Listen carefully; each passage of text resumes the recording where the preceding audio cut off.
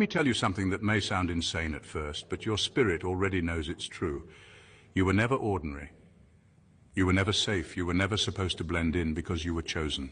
And not by man, not by popularity, not by religion, not by bloodline or birthright, but by a God who whispered your name before time had a clock. While others were being formed, you were being forged. While they got blessings, you got battles. While they got platforms, you got pits. But here's the secret hell doesn't want you to know. The pit was never punishment, it was preparation. You weren't overlooked, you were hidden because chosen ones aren't put on display. They're put through fire because only those who've survived the furnace can carry the flame. See, there's a reason the enemy came for your mind early. A reason betrayal hit you harder than most. A reason you've been tired but still unbroken, crushed but never destroyed.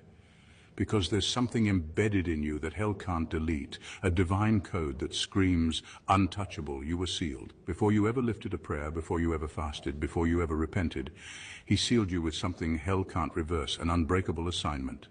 And that's why the top demon himself can't touch you. He doesn't just see your wounds, he sees what you carry.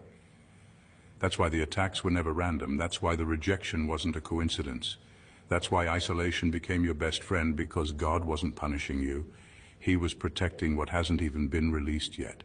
You're not under attack because you're weak. You're under attack because you're loaded. You're not just a person, you're a prophecy in progress. So now the question is, will you believe what life has said about you, or will you step into what heaven already knows? Because when God seals a destiny, it doesn't matter how hard hell hisses. The chosen cannot be cursed, the sealed cannot be touched, and the one who walks with fire cannot be burned. Stay right here, because by the time you reach the end of this message, you'll understand why even the highest ranking demon backed off when he saw you coming. Number one, you're not just protected, you're off limits. You're not just protected, you're off limits. There's a difference. Protection means something is guarding you, but being off limits means even if the enemy gets close, he still can't touch you. There's a line drawn around your life, and it's not written in chalk, it's carved in divine authority. God didn't just say, I'll keep them safe. He said, don't touch this one. That's a command, not a suggestion. And when God speaks, the spiritual realm obeys. Even hell knows better than to cross a line God himself has set. That's why the attacks you've faced never did what they were supposed to do.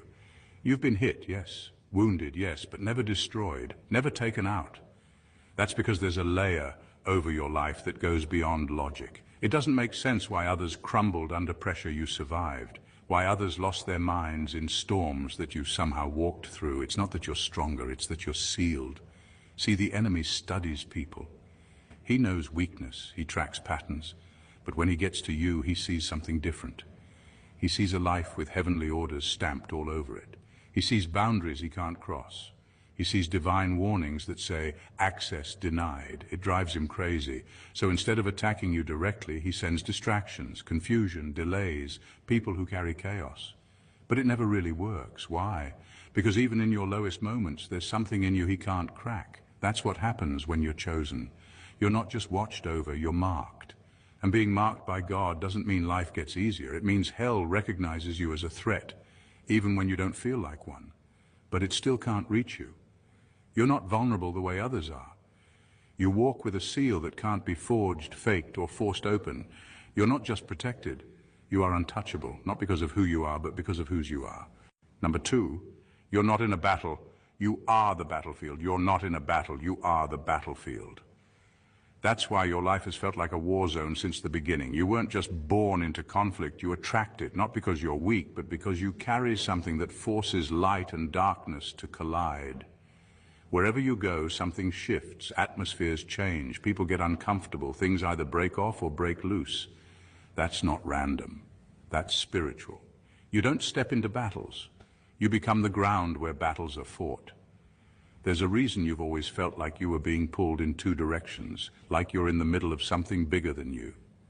That's because you are. You carry weight, and not just emotional weight. Spiritual gravity. When you walk into a place, there's an invisible line drawn. One side is trying to push you into purpose, the other is desperate to distract or destroy you. That tension you feel isn't confusion, It's evidence that both kingdoms recognize what you carry. You think you're just going through life, but life has been coming through you. Every breakdown, every battle, every unexpected attack. It all makes more sense when you realize you're not just caught in the crossfire. You are the fire. You're the territory God's trying to reclaim, and the enemy is trying to sabotage. That's why you wrestle with heaviness that others don't feel. That's why people are drawn to your light, but also try to dim it. You've been wondering why peace seems temporary, and rest always gets interrupted. It's because your very existence is disruptive to darkness. You carry clarity that breaks confusion.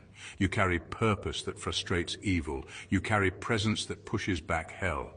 And the wildest part, you're still standing. With all that pressure, all that warfare, all that weight, you're still here, still fighting, still walking. That's not by accident. That's because even when you didn't know it, heaven was using your life to make a statement. You don't just show up to battles. Battles happen because you showed up.